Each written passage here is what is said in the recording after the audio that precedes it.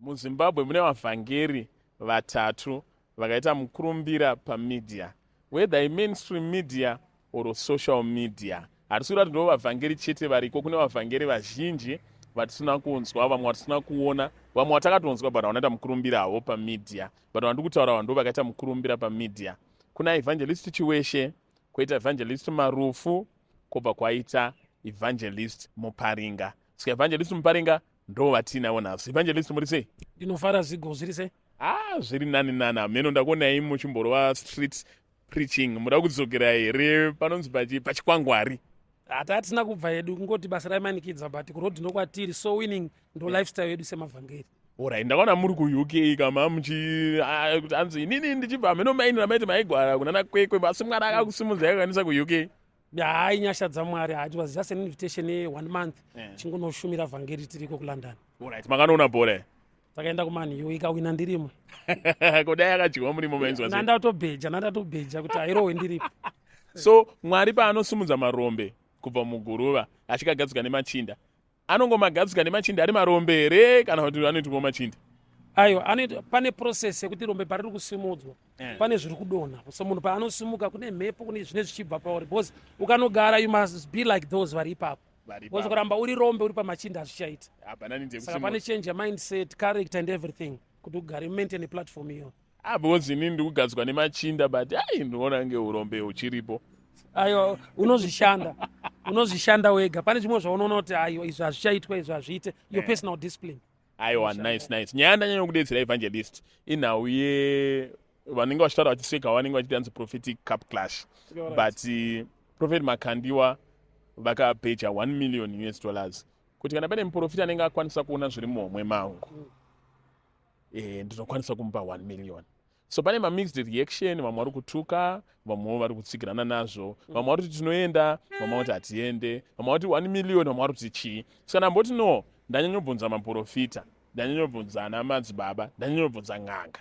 Rega ndimbobvunza evangelist Muparinga vasingafambi vachizvitutumadza vati ndiri muprofita ndikutopejawo kuti ndizvione. Nyaya iyi munoiona sei? Okay. Paissue yekuona, munini I just take it from the scripture. Ndiri muvhangeri, handisi muprofita. Kune ma-issues are beyond my gifting and understanding. But one thing I know from the word, like 2 Kings chapter 4:27. Mukadzi weshunamari warwa nemwana akaenda kuna Elisha. But ari munzira Elisha akamuona ndokubva atuma Gehazi kuti enda unobvunza mukadzi kuti kwakanaka here. So maprophets anotobvunzawo ma-questions, which means nyaya idzo dzaasi kudziziva. Ndokubva atotaura pavhesi iyoyo kuti the Lord did not reveal anything to me. Alright. Elisha, a true prophet, anotaura kuti Mwari vanonge vandizivisa nyaya iyi. 2 Kings chapter 6 mumwe akarasikirwa nedemo mumvura. Profeti vakabvunza kuti rawira nechepapi. Ane simba rekuti demo ridzoke, but point of entry ari kutobvunzawo kuti rawira nechepapi. Saka they prophesy in parts. Yes. Handizvo ndinoona nebhaibheri kuti anzi we see in parts, we prophesy in parts. Ari all knowing ndiMwari, ende hazviite kuti munhu aenzane naMwari. Mwari panogumira munhu Mwari ndo paanotangira. Saka pane a level yekuti izvi zvaa beyond human. Kana pamagiftings acho izvi zvangodari Mwari. Saka imi muri kuti ndo pane mubvunzo wangu kuti tombotanga nemove rakaitwa naProphet Makandiwa. Munoona sei chinhu chakanaka here kana chinhu chakaipa? I'll take it both sides. The negative side, some people will think the prophetic haisiriwo kana munhu azopotsa. Vanhu vanofunga zvakasiyana. Some will know, as says scripture, that they prophesy in parts. Some they think they know everything. So vari mucategory iyoyo manje, saida vano backslider, vanovenga kunamata, kana kuti vanongoti zvese ndezvefake hazviko. Chimwe chikwata ichi. Vari mature, because vanhu vakasiyana. Vari mature vanoziva kuti they prophesy in parts. Whether munhu apotsa, agona, hazvichinje chinhu. Nokuti dzimwe nguva Mwari haana kurivhila chiri muhomwe musi iyoyo. But anogona kutadza kurivhila chiri muhomwe ototaura chiri mumwoyo. Saka chakanyanyokosha ndo chiri mumwoyo. Yes. Saka unoona nedzimwe nguva inyaya yemari yaiswa naho yaita kuti munhu wese ade kupinda pazviri. Dai pasinoiswa mari pangonzi yamuprofiti, vanhu vangoti hazvina basa. Saka mari ine zvainotrigger. Mari inotrigger both sides. The love of money ichapusha vanhu kuenda. even asingaprofite but aenda anokoza damage body of Christ because aisusu tiri kuita double job mazuva ano. I'm not blaming prophets but ndikublame mafake prophets vakutipa double work kumastreet kwati kuparidzawo vanhu vakamba vakatendeuka vakabackslide vakanotsotswa kumberi saka nema-fake prophets. Yes, vanobva vadzoka kuti handi zvekunyepa zvechechi ndakambopinda kwaningi ndinobhadhira mari yangu kwakati zvinhu zvangu hazvina kufamba saka ndakasiya. Satani double workers mavhangeri. Makufanira kutorapa moyo. Takuwina masouls atakambowina kudhara akadamagwa because this gifting inotoda too much wisdom. Ndo gift is very sensitive and dangerous. Because munhu akandoprofita akapotsa zita rako zvaachataura zvese auchanzwa. You see, isi chivhangeri ukangoti Jesu akanaka kana ndikazitaura dzimwe nyaya bachokwadi chekungoti Jesu akanaka. Alright. Because pane mubvunzo wanga unyanyobvunzwa navanhu vakawanda wanga uchinzanzi kotomboti n'anga ndo yasvika yobva yahwina then maprofita obva atadza chichi chaitika mumwiri washe. Yeah, ndopandati the negative side now vanhu vanenge vakutrasta power ren'anga you see. Nguva yen'anga Faro akamboshedza n'anga dzake Mose naAroni vakauya pakakandwa tsvimbo dzikaita nyoka ava vakadyirwa tsvimbo dzava. Panozati Faro haana kutendeuka kuenda side rine vanhu vahwina. Kune mweya welosi uri muvanhu wekuti even kusiriko but vanongojoina ikoko. Vanongojoina because vari kuda kwahwina chete. You see, saka zviriko kuti n'anga ikauya but I don't think kuti muenvironment ine umwari n'anga inogona kupefema zvinhu zvayo never. That platform yeUFI munhu waMwari akazodzwa even the place inotakura umwari inokuda kwenyasha negrace dzina Prophet Makandiwa.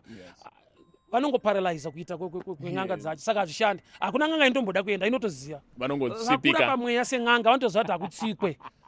Yeah, maybe that way but handizvo zvarinyanya handisi mushona zvangu. Asi mashoko enyu ekupedzisira semuvhangeri of course munokwanisawo kupawo mashoko kumuviri washe. Mashoko enyu ekupedzisira mungape in light of all these things that is happening. Mashoko amungape ndeapi? Okay. Shoko riripo nderongoti prophets they prophesy in parts. So today anogona kushayirwa nyasha dzekuona nyaya isaElisha. But the same Elisha ndiye akamutsa mwana wacho angafa. Chiombe chi kuziva kuti mwana afa ine ndikumutsa.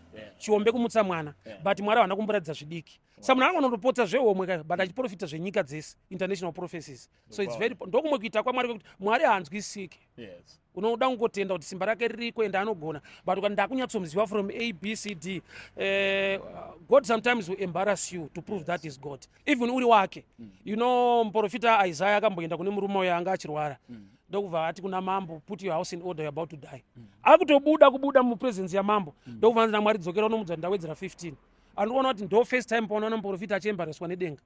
Apotse but dhero roMwari wakamuti shamwari wamboprofita rufu chidzokera ntaura life. Urati Mwari vane power rekucontrola zvinhu. Iwe muprofita uri kushumira uri under the grace of God. Saka pamwe pacho indi andoziva kuprofita kutaura pfungwa yaMwari. Pamwe pacho unoda kuforsa gift kuti utaure zvaunoda it's dangerous. Beta kuti Mwari vakulead kutaura zvinhu. Ayo. Saka ladies and gentlemen ndo mashoko arubva kuna Evangelist Muparinga. Vanhu vazhinji vanoziva kuti mashumiro enyu akasiyana nemashumiro anoita vamwe kuti vamwe vanenge nemachechi vari kutungamira vachidi imimi muri open ka for ku-invite kwa machechi. People vanoenda kuchechi iri close to you inotenda mushoko raMwari. Mandate yedu ndongoparidza Kristu vanhu kutenda kwaunamata. Alright. Vari kumbokudaiwo kuti mumboparidzawo kwavo vanokubatai panamba ipi? They can come Facebook, YouTube kana kuti 0772914701. 701. Yes. Kumapostoli munoya here? Ndakatobva kumanje. Chero. Aiwa, ladies and gentlemen, mawanzwa Evangelist Muparinga vachitipa pfungwa dzavo dzavanenge vachitipa. So vari muzoitirawo cup clash yenyu yemaevangelist. Da kurovanisa yemusoro naEvangelist Marufu. Aisi yedu haiite because tinotaura chinhu wani. Kana ukatenderera ukadii nyaya ndongoti Jesu ndishe tende ukaimuponeswe. Asingatokurovesai naApostle Chiwenga. Uyo akawina kudhara manje ndo panonetsa. Uyo anopedzera kutoti tuka kwete kuparidza saka. And with that we are out. Ladies and gentlemen, it's now 2025 and the first thing that I do is to remind you that I'm still a proud brand ambassador of Logos Solar Tech. Today, ndamboenda nawo kuti vanoinstalla inonzi Zigo package. Inonzi Zigo package because it was first installed kumba kwangu and it's exclusively products inema must batteries, must inverters, must what handisi expect handisi nyatsoziva. Saka ndauya naMr. Kechi an expert weku Logos Solar Tech timbowabvunza kuti zvakamira sei. Yakamira sei package yedu? So Zico package A is a 3.2 kVA solar system in a just must products.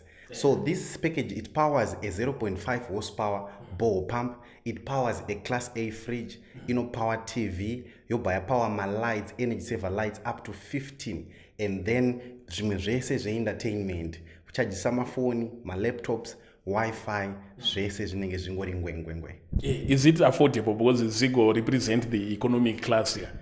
Very affordable. This package, yes, a fixed supply price, it goes for 1,480. Zvese zvobva zvapera.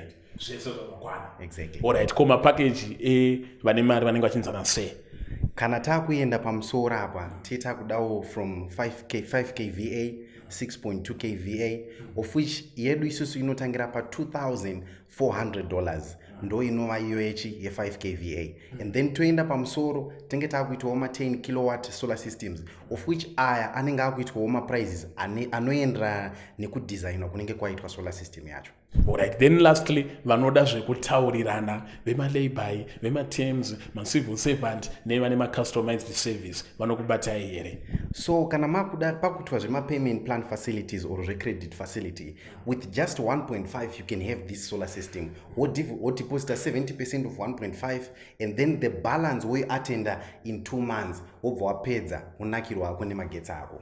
Wanakirwa waenda. Manumbers awasiko wataura ndo ari kubuda pa screen apa. Ska as long as Zigo ari brand ambassador we logo Solotech, you get the best service as far as my solar installation and everything is concerned.